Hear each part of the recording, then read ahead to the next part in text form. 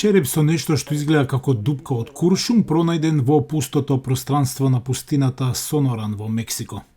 Мрачното откритие сугерира насилен крај за оваа се уште неидентификувана личност.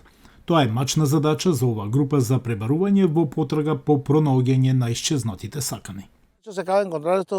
Во близина на черепот тие откриле десетици човечки коски. Ова се посветени членови на групата наречена Rastreadores de Caborca или пребарувачи на Каборка, град во државата Сонора. Нивната макотрпна задача да пронајдат и идентификуваат човечки останки пронајдени во пустината, од кои некои се жртви на насилство од наркокартели. Полицајци ја придружуваат групата за да ја осигураат нивната безбедност. Како и другите овде, лидерката на групата Бринс Канстило има лична трагедија. Незиниот брат исчезнал пред речиси 5 години. Ги спроведуваме овие пребарувања со голема надеж да најдеме нешто, да знаеме што им се случило. Многу е тешко.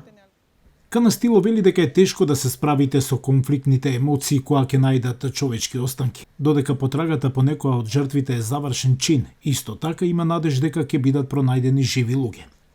Роднините велат дека наоѓаат внатрешна сила преку групата поврзана со заедничка мисија. Една од нив е Бриса Мартинес. Таа вели дека низиниот син Мартин бил киднапиран од криминална група лани и се уште се води како исчезнат. Тешко е.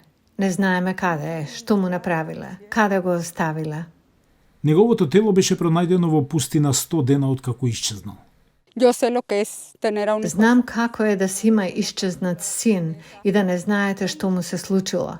Тоа е лично измачување, тага, измешани чувства. Затоа им помагам на волонтерите. Откако почнаа да пребаруваат во пустината Соноран пред 4 години, тие откопаа повеќе од 100 остатоци од трупови. Откако ќе бидат информирани за некој откритие, властите спроведуваат ДНК тестови на посмртните останки, чекор за кои семејствата се надеваат дека конечно ќе помогне да биде затворена неизвестноста.